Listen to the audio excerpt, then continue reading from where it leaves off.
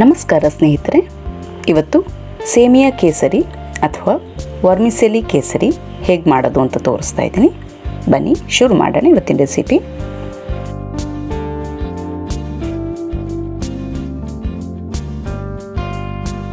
ಮೊದಲಿಗೆ ಒಂದು ಪ್ಯಾನಲ್ಲಿ ಸ್ವಲ್ಪ ತುಪ್ಪ ಬಿಸಿ ಮಾಡ್ಕೊಳ್ತೀನಿ.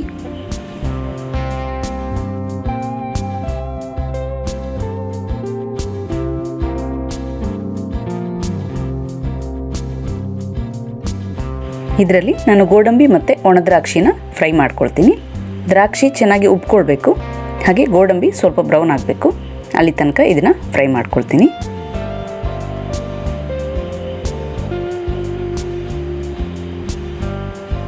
ಇವಾಗ ಇದು ಫ್ರೈ ಆಗಿದೆ. ಇದನ್ನು ನಾನು ತೆಗೆದುಬಿಟ್ಟು ಒಂದು ಬೌಲಿಗೆ ಹಾಕ್ಕೊಳ್ತೀನಿ.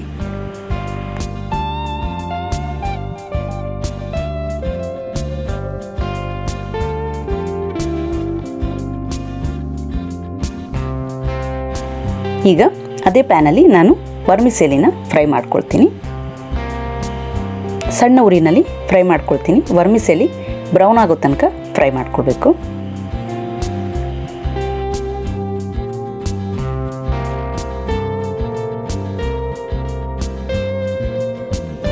ಇಲ್ಲಿ ಒಂದು ಸೈಡಲ್ಲಿ ವರ್ಮಿಸೆಲಿ ಫ್ರೈ ಮಾಡ್ಕೊಳ್ಬೇಕಾದ್ರೆ ಇನ್ನೊಂದು ಸೈಡಲ್ಲಿ ನಾನು ಸ್ವಲ್ಪ ನೀರು ಬಿಸಿ ಮಾಡ್ಕೊಳ್ತೀನಿ. ಇಲ್ಲಿ ನಾನು 2 ಕಪ್ ವರ್ಮಿಸೆಲಿಗೆ 4 ಕಪ್ ನೀರು ಉಪಯೋಗಿಸ್ಕೊಂಡಿದ್ದೀನಿ.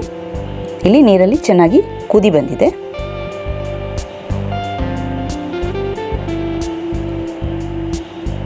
ಇಲ್ಲಿ ನಾನು ಸ್ವಲ್ಪ ಕೇಸರಿ ಎಸಳನ್ನು ನೀರಲ್ಲಿ ನೆನೆಸಿಟ್ಕೊಂಡಿದ್ದೀನಿ. ಅದನ್ನು ಇದಕ್ಕೆ ಸೇರಿಸ್ಕೊಳ್ತೀನಿ. ಈ ನೀರನ್ನು ಮತ್ತೆ 1 ನಿಮಿಷ ಚೆನ್ನಾಗಿ ಕುದಿಸ್ಕೊಳ್ತೀನಿ. ಇಲ್ಲಿ ವರ್ಮಿಸೆಲಿ ಬ್ರೌನ್ ಆಗಿದೆ.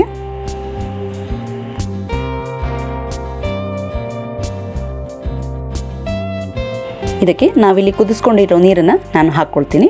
ನೋಡಿ, ಇಲ್ಲಿ ಹಾಕ್ಕೊಳ್ಬೇಕಾದ್ರೆ ನೀರು ಕುದೀತಾ ಇರಬೇಕು. ಇದನ್ನು ನಾನು ಚೆನ್ನಾಗಿ ಮಿಕ್ಸ್ ಮಾಡ್ಕೊಳ್ತೀನಿ. ವರ್ಮಿಸೆಲಿ ಚೆನ್ನಾಗಿ ಬೇಯಬೇಕು. ನಾವು ಹಾಕ್ಕೊಂಡಿರೋ ನೀರಿನ ಅಂಶ ಎಲ್ಲ ಹೋಗಬೇಕು.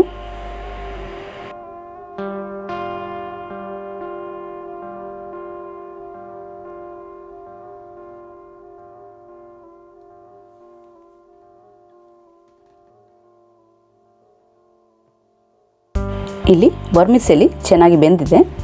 ನಾವು ಹಾಕ್ಕೊಂಡಿರೋ ನೀರಿನ ಅಂಶ ಎಲ್ಲ ಹೋಗಿದೆ.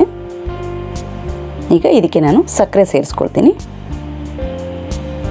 ಇದನ್ನು ಮಿಕ್ಸ್ ಮಾಡ್ಕೊಳ್ಬೇಕು.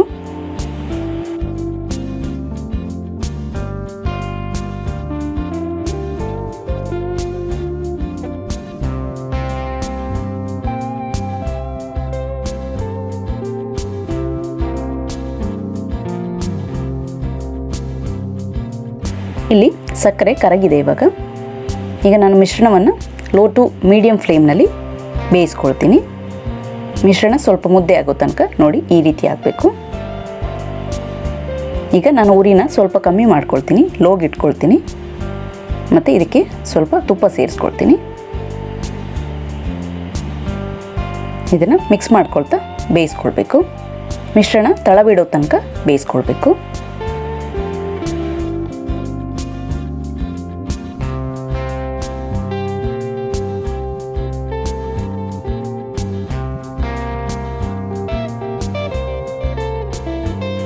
ಇಲ್ಲಿ ನೋಡಿ, ಮಿಶ್ರಣ ಚೆನ್ನಾಗಿ ಮುದ್ದೆಯಾಗಿ ಬರ್ತಾ ಇದೆ. ತಳ ಕೂಡ ಬಿಟ್ಕೊಳ್ತಾ ಇದೆ. ಇವಾಗ ನಾನು ಸ್ಟವ್ನ ಆಫ್ ಮಾಡ್ಕೊಳ್ತೀನಿ.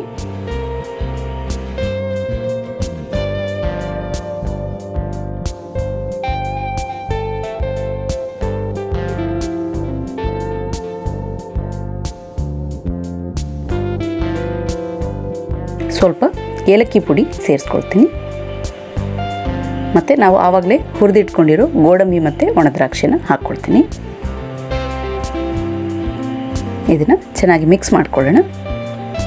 ಸೇಮಿಯಾ ಕೇಸರಿ ಅಥವಾ ವರ್ಮಿಸೆಲಿ ಕೇಸರಿ ರೆಡಿ ಇದೆ. ವಿಡಿಯೋ ಇಷ್ಟವಾದಲ್ಲಿ ಲೈಕ್ ಮಾಡಿ, ನಿಮ್ಮ ಫ್ರೆಂಡ್ಸ್ ಜೊತೆ ಶೇರ್ ಮಾಡಿ, ಹಾಗೆ ಸಬ್ಸ್ಕ್ರೈಬ್ ಮಾಡೋದನ್ನು ಮರಿಬೇಡಿ. Thank you.